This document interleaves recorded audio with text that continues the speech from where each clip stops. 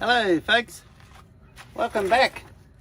So I'm down in a nice little location here. We'll just wait till there's a few more come on.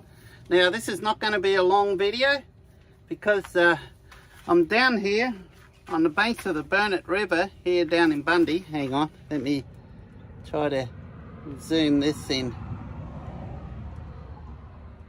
Okay, all right, hopefully it's working a bit better now. Over my last attempt of a live feed, didn't go too well because the signal was really poor.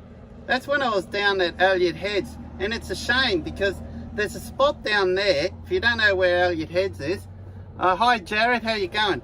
If you don't know where Elliott Heads is, guys, it's down at just the mouth of the Elliott River. Not too far from what used to be, well, probably is kind of my favourite camping spot, is the Kinkuna section of the Barham Coast National Park. I just heard a camera tape go off. Wonder where that, that's weird. Did you hear that? Oh, there's a car behind me there. So I'm actually down here. So I thought while I'm here, give this a quick test to see how this is working. The Telstra network has been really poor in this area for the past 3 weeks, to the point where I have not been able to upload a video. My upload speeds has only been between 1 and 2 kbs, and normally at home it's about 10, which is still very slow, but at least it's workable. I'm able to upload a 4K video, but it takes a long time. But even at just the 1, which is 1/10 of the upload speed that I normally get, even at just a normal HD video, it's just out of the question. It will not upload. So videos haven't been coming out as much lately. So I'm trying to fill in with a couple of live feeds, but unfortunately the telephone network seems to be out as well. So hopefully, as of last night, it seemed to have been better, but I am on my iPhone, and as I've proven, the 4 or 5G, the connection on the iPhone, even though I'm still with the same provider, Telstra, is not as good as what I'm getting with my Samsung phone. But I want to save my Samsung phone, guys, because I'm not down here specifically to film this live video. I'm just down here to kill a little bit of time.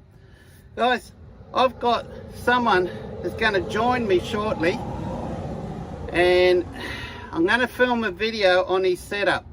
This guy is travelling around Australia at the moment, or I believe in at least Queensland. He's been in Queensland for the past 3 months.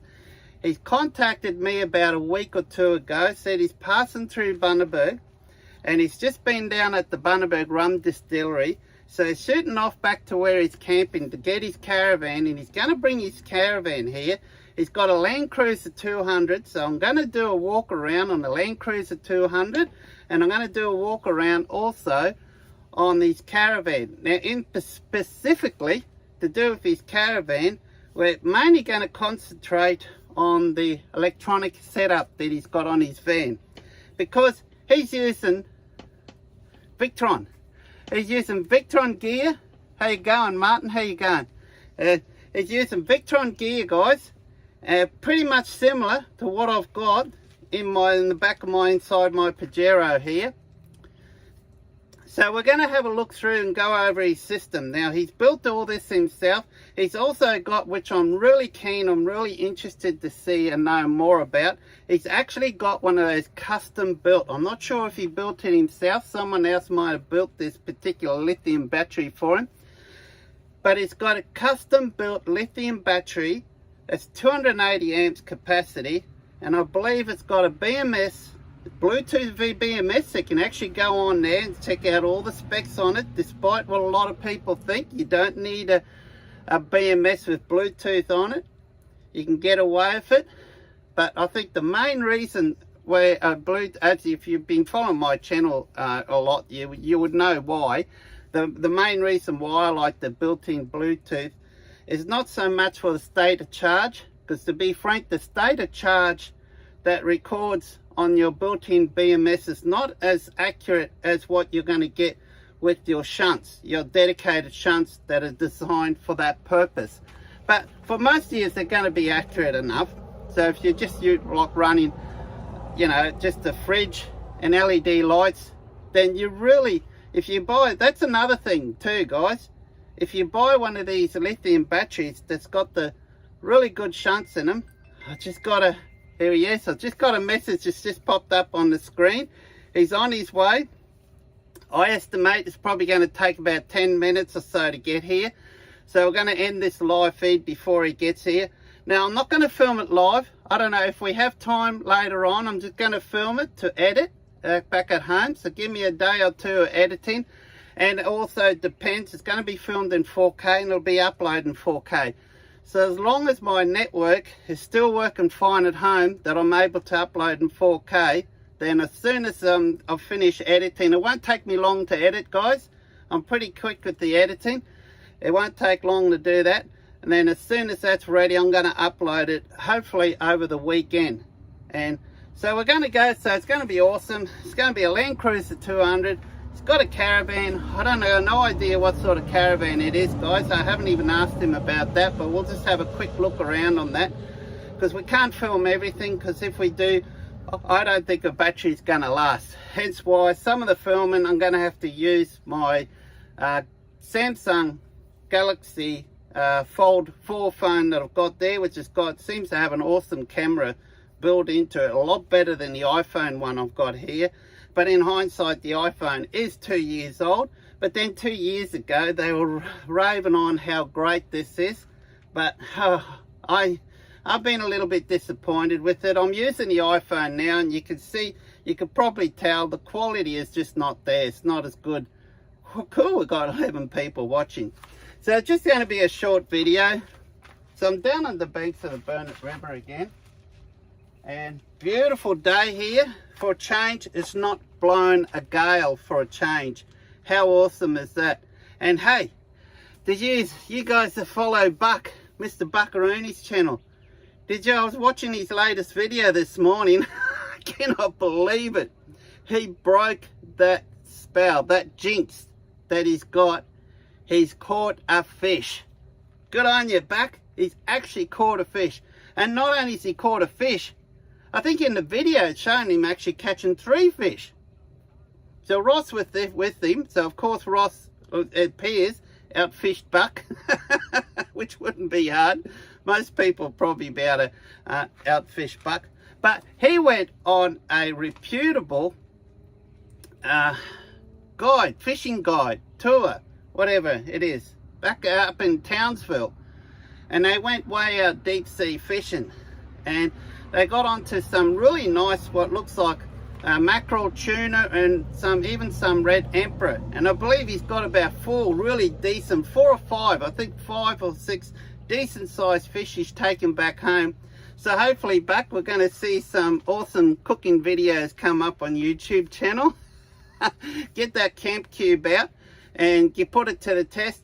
And get that new barbecue out you've got too, that new barbecue, the stainless steel one that you've chosen to use over your, what's the other one called? I can't even think what it's called now, it doesn't matter. The barbecues where you can't use now, and a lot of people don't realise you can't connect them into those separate fasteners. That's, oh, I don't know. Guys, I'm not into caravans, to be honest, so I don't know much about them. I don't know much about those cookers because I don't own one. I do own one similar to the Ziggy though. I told him if it was me, I sent Buck a message, if it was me I would have gone for the Ziggies because they've been around for a while. Hang on, my phone. Wait a minute. Okay, for some reason my iPhone, alright guys, my iPhone, it seems to be overheating, which is a surprise.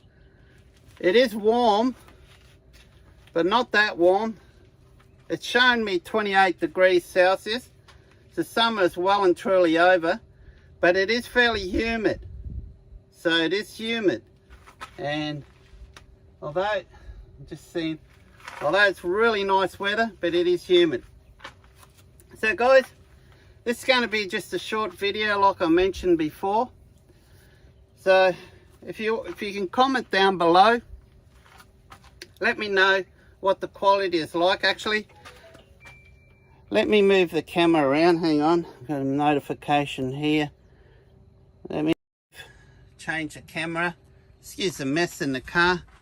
I'll just show you where I am.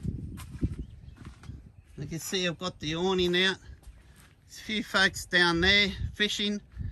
That's Kirby's Wharf. It's low tide, so that's a good, really give you a good chance to show you what Kirby's Wharf looks like. So that's it. Years ago, when I was a lot younger, I'm talking a long time ago, that you couldn't, if you wanted to go fishing here, there'd be literally hundreds, literally almost thousands of people lined up, literally a metre and a half apart during winter, fishing along Kirby's Wharf, chasing the bream. We used to get the real big bream coming in there, and it was a haven. It was a haven. It was nothing like going there and seeing, hang on, my camera's gone to flunk. There we go. It was nothing like seeing people going home with 50 really big bream. Unfortunately, it's not like that anymore. I don't know what the fishing's like in here anymore. As you know, I don't do much of the fishing anymore. I'm not really a keen fisherman, to be honest. It kind of bores me. So I'll show you the rest of the river here. So I don't know if you can see the chimney stack down there and just there. That's basically the sugar mill, the back of the sugar mill. That's where the Bundy rum is being made. So we are in harvest at the moment. I can smell it. I can smell the molasses that's used to make the Bundy rum all the way from here. And quite nice smell at that too. Beautiful day in the river here. Absolutely awesome. As you're aware, normally when I'm here, it's just blowing a gale. But it's a great day today. We had a fair bit of rain yesterday. And here's my setup right here. Quality seems fine. Oh, that's good. So this is the setup here. I love this setup. It's so quick. It's a matter of 10-15 seconds. Well, pull over, get out the vehicle, unzip the bag, swing the awning around, and she's all, bang, all set up. I don't even need that pole there, but I've been making a point of putting out at least one pole of late. Because to be honest, for you guys with the, oh, I can't see it now. You know how I've got the tough touring brackets? Oh, you will probably be able to see it right here. Right there. See that tough touring bracket? It's showing signs of fatiguing. Just that part there. So what I've noticed is that the awning kind of droops down a bit like that to what it used to be. And I'm thinking, I looked at it one day and it's gradually getting worse and worse. I've spoken to other people that have the tough touring brackets and they found this the same. Now I have spoken about that in the past, so even if you look close, even there you can see how it's on a bit of an angle. There's nothing wrong with the brackets, the way they're mounted, absolutely spot on. It's just that, I don't know, it's like that. It's like it flexes. This bar here, it flexes. It flexes a lot, and it flexes at that point there. So you can see the color actually, where it's, yeah, so I think there's a bit of an issue there. I'm going to I've been meaning to call Tough Touring about that. So what I do now is to put less strain on that. Is I put one leg out so that it doesn't droop down as much. Now I'll take the load off this leg, and you can see how much I don't know if you have a look. Can you see how it's not level? It's leaning down a bit. High on the right, low on the left. That used to be dead center. That used to be dead level. So what I've been doing now is putting this leg out to lift that up to take the strain off that bracket. So it's a little bit weak. I think it needs to be a little bit thicker. It probably wouldn't take much to rectify that. I don't know. Maybe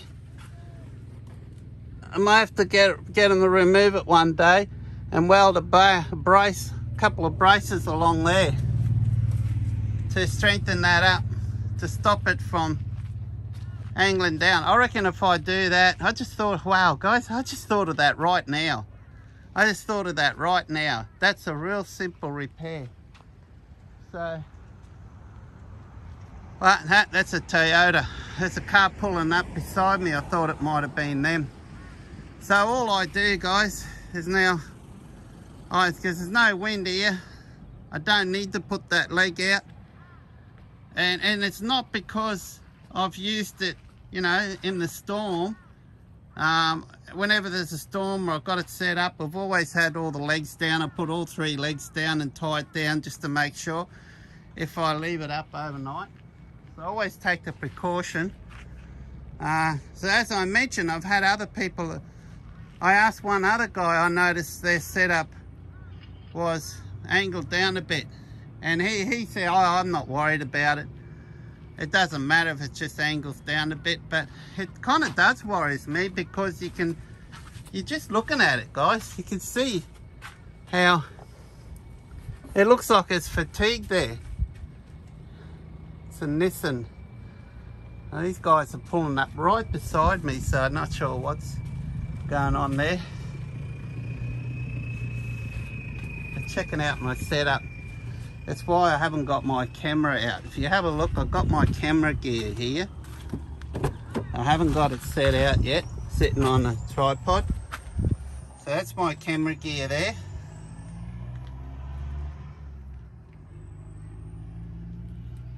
So if you want to have a quick look and see what that looks like. So excuse the mess. But absolutely nothing wrong with the ostrich wing. Super strong, very powerful, very strong, but it's just this bracket here. It's only like 3 mils. Is that like 3 mil? There are 2 butt up against each other.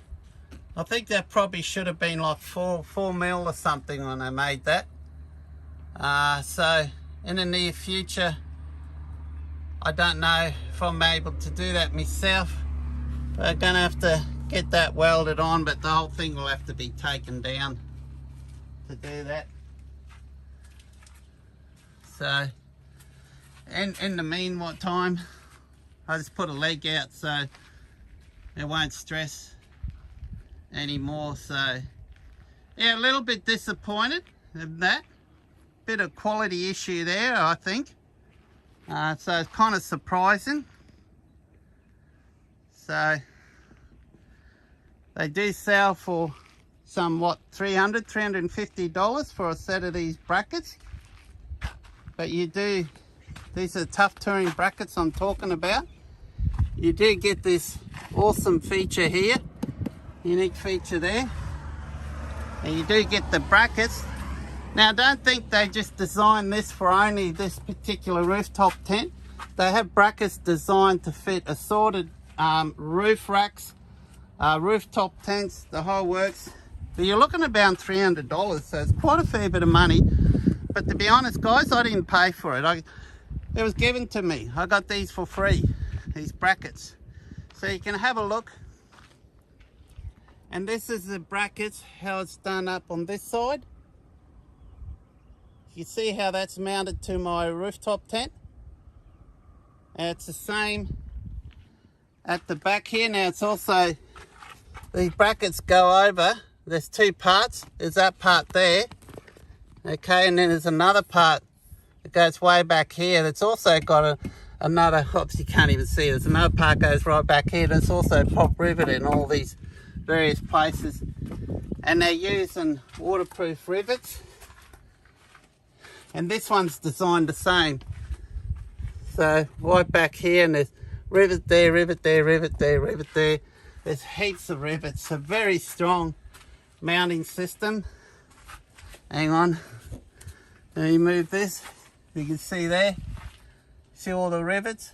Now they're sealed rivets, but like I said, that's a really weak point. Now, I don't know if you can see there, that's a point where it bends a lot right there. You can actually see that it's lighter colour, so it's fatiguing the metal. So with time that'll just get worse. So I'm just going to have to 2 bars, angle bars across here. And it's going to be a bit of a job. I won't be able to do that myself. I'm going to need at least 3 people, or ideally 2. 3 would be preferable to help me to remove this. It don't take much to remove this awning. I basically just undo, loosen those 2, and the thing just slides out. But then I'll just have to drill out these pop rivets and replace it in and put it in place. All right, guys, I'm gonna have to go now. So who I'm waiting for has just arrived. So if you have a, I don't know if there's anyone recognises. So it's going to do a filming, a run over this setup here now. So till next time, guys, I'll see you then, eh? Cheers.